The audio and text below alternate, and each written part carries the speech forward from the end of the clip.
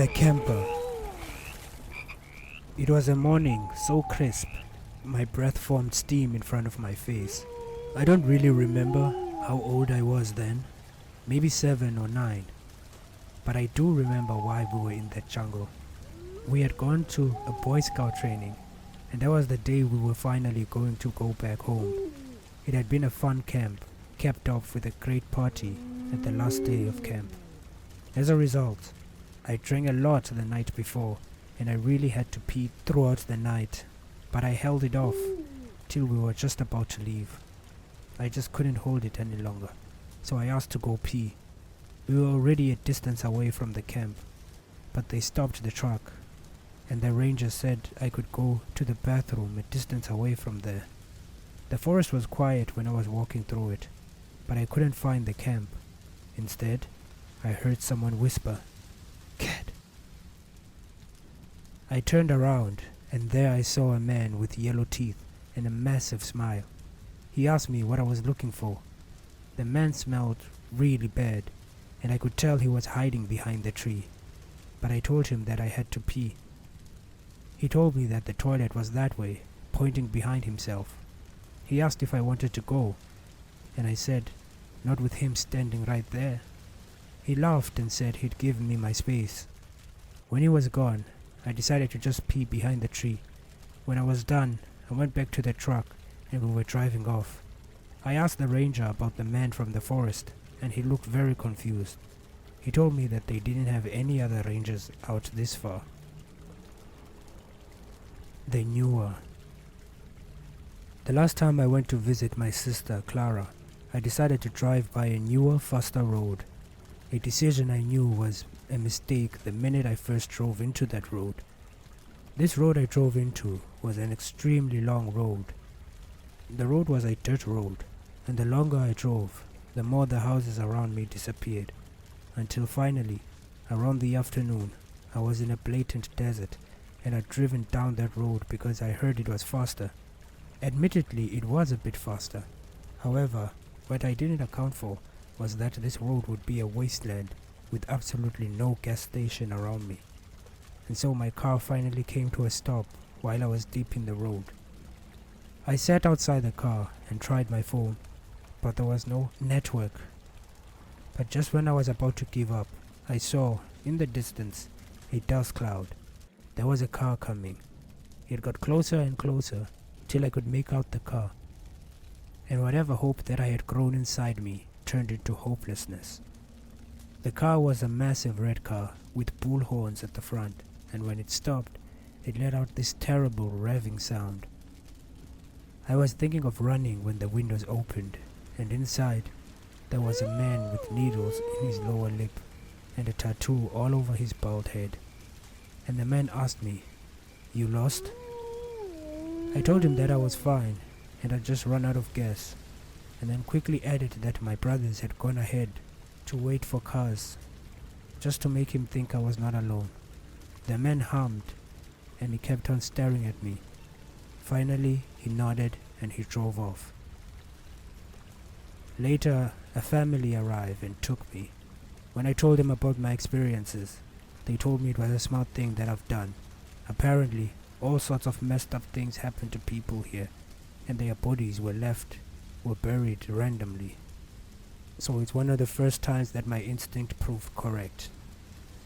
The looker takes me back to the time I was about 7 years old, and I saw the strangest thing I'd ever seen. My family and I were out on a hike that day, along with my extended family. We'd been walking through the forest the whole morning, and at some point, we came to stop at a spot. We had lunch there, and my dad and the others finished first, so they went on ahead, and I didn't want to get left behind, so I left with them. But then, at some point, I wanted to see my mother again, and so, using the brain power of a child, I turned and walked down the trail. Immediately, I knew the mistake I'd made. Everything seemed upside down, and the things weren't where I left them last time. And to make matters worse, I couldn't even see my father and his camp anymore. I was completely lost. And it was in that mode that I heard the sound of footsteps. They were walking a distance away from me, and I called there, hoping it was my father. The footsteps came to a stop. I called again, this time trying my mother's name. Again, the footsteps didn't respond. Instead, the footsteps started again, and this time, they were walking to me. I really didn't like the sound of that, but for some reason, I didn't run. And so, the guy appeared, and he saw me, but I too saw him.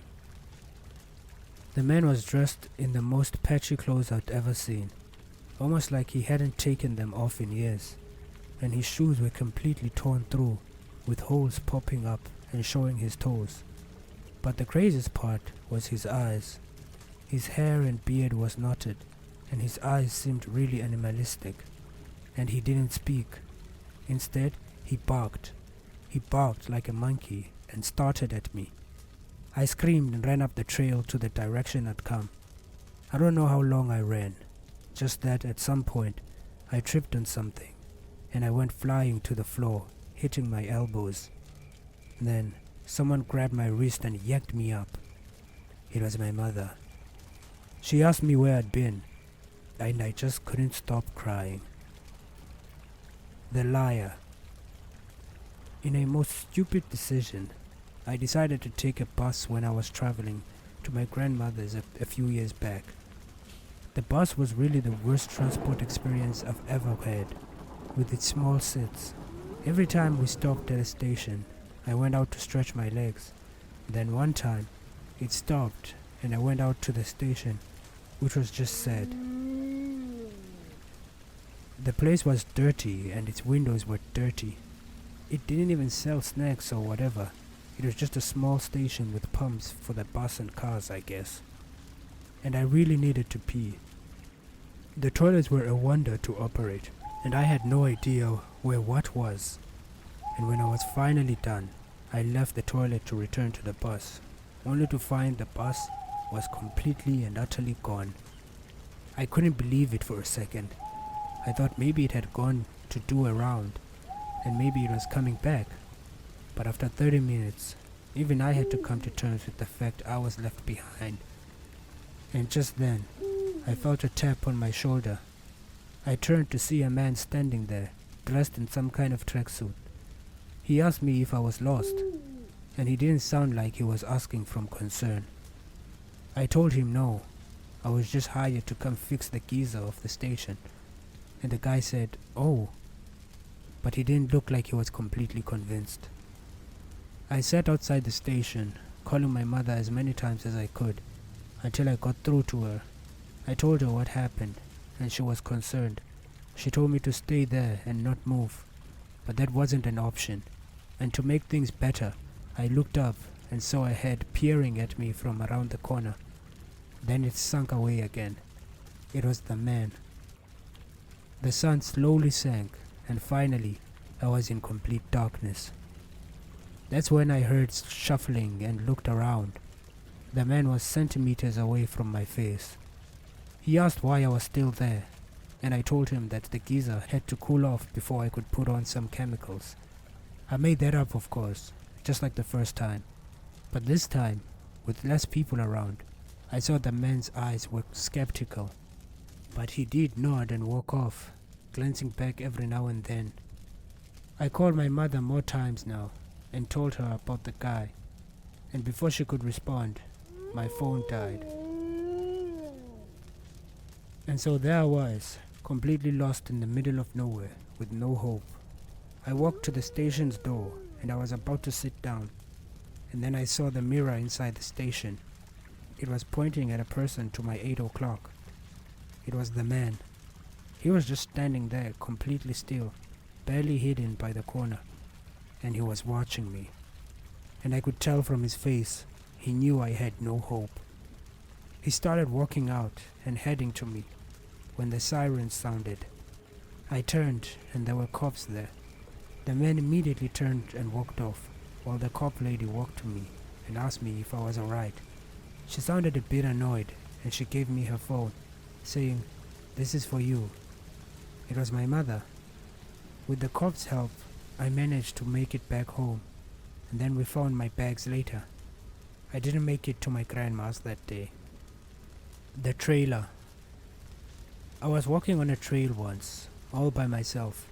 It had been a personal mission to try and make it to the top, and after many weeks of walking and failing, then having to drive back home, I'd finally done it. I'd finally walked and made it to the top. To be completely honest, I didn't know what I'd expected to see when I got up there.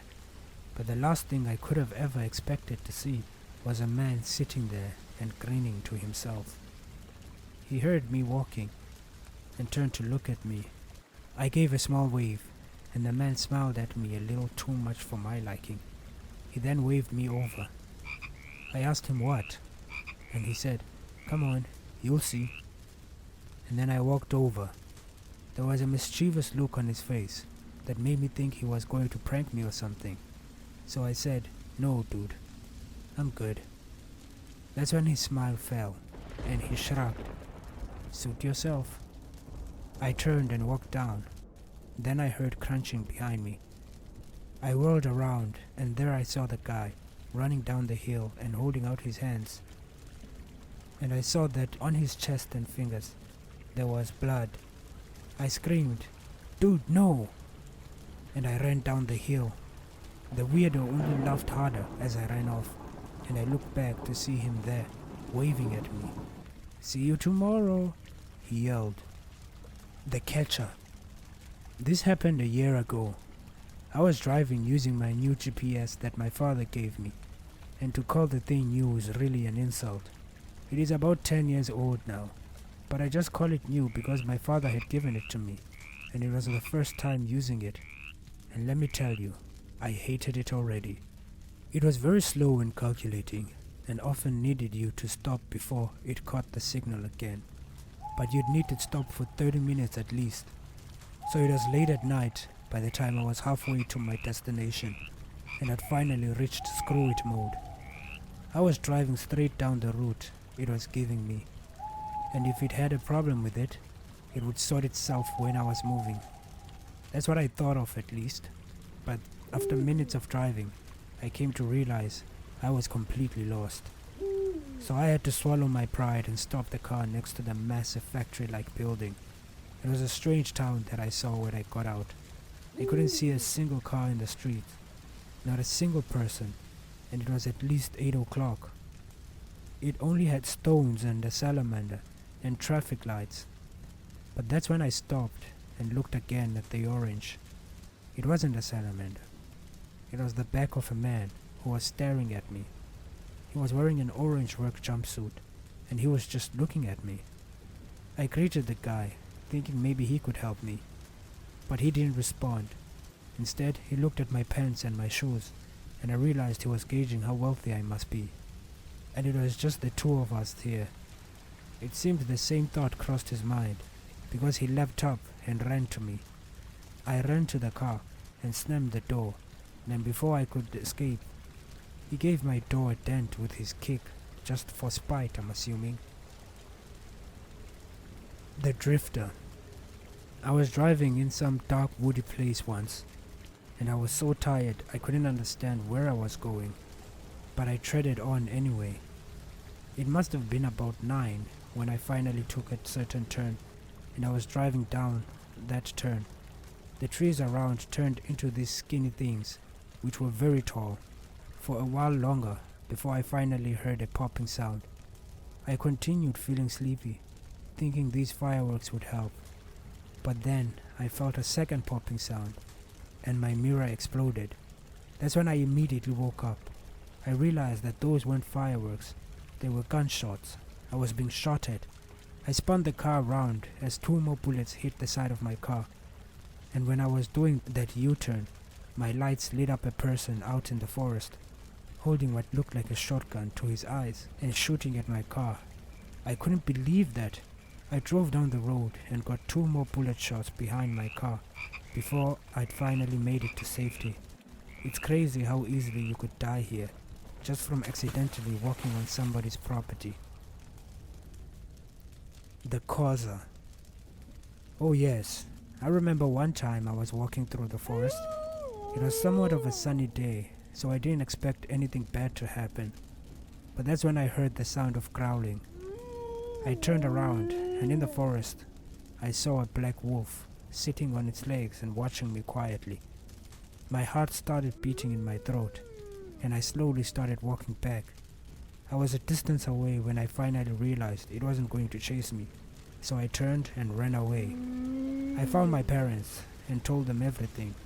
Immediately, they shut down the resort and rangers walked into the forest. I don't know what they were planning on doing, but I guess they were just as shocked as me that there was a wolf there. The Becker. This happened a while back when I'd just gotten my license. My girlfriend, whom I had a long distance relationship with at the time, lived very far away, and so I couldn't see her as much as I'd like. But when it was her birthday, I'd just gotten my license, I decided to surprise her by coming over. I must have driven quite a distance, and then finally, I stopped at a station to get some snacks. With those, I walked out of the store and I saw him. A man was knelt on the street, sniffing and wiping his nose repeatedly, but he had his back to me. It wasn't really a man, it was more of a boy. I looked around to see if other people see this, but if they did, they gave no indication they cared. I walked over to the guy and asked what was up. He turned to look at me, and I took a step back at the sight of his face. His eyes were massive and black underneath the sockets. He also had a throbbing lip, and above all, his teeth looked so tiny and numerous, with spaces between them. I said I just wanted to see if he was alright. The guy smiled and wiped his nose. He then looked up at me and asked, "Can I bite you?" I said, "What?" The guy got up and on his feet, and he said, "You meat. Can I bite you?" Now, how would you feel if that was you? I thought he was joking, and I told him no. He reached out and grabbed my arm, and then he opened his mouth. And that's when I realized this creep wasn't joking. I told him no, and I punched him in the face. He only took a step back, and then he stayed in that same position, his head looking to the side, for almost 10 seconds. I told him he's crazy, and I walked away. I got in my car and I slammed the door. Then I looked to see he was still there. I looked at the burn on my arm caused by his hands. Then there was a slamming on my window. I turned, and the guy was standing at the door, looking at me, his face blank, and in his hand he held a long, sharp knife. I reversed and drove out of there. The Dasher. I was meditating in a waterfall once. I do it quite often. It helps with my anxiety and my depression. When I was done, I got up and I started to the forest floor. Before my feet even touched the floor, however, I heard footsteps. I stopped and looked around, but I saw nothing. Then I stepped on the forest floor and walked on. As I was walking, I heard them again, footsteps from behind me. This time, they were hiding themselves in my steps. That's when I knew it had to be a person. And so I stopped, and there was silence. Then, I dashed away as fast as I could. I didn't stop until I'd run out of the forest. And then I stopped and looked back to see that there was a man who was standing outside the forest and just watching me quietly.